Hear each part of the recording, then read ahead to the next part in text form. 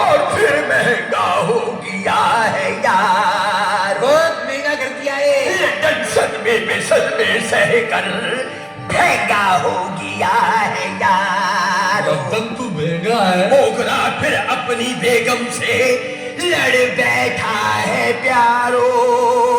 हाँ, यही कीमतें बढ़ाता है। और अपना सारा गुस्सा पेट्रोल पे उतार बैठा है यार। वो सब बुरी बात है। आखिर कब तक महंगाई की ये डुगडुगी बजती रहेगा जब तक बंदर नाचेंगे। और बेचारे लंदन की वाट पे वाट लगती रहेगी बाप। राजी करो भैया। बिना तेल डीजल के ही पूरे शहर में घूमेंगे जानी।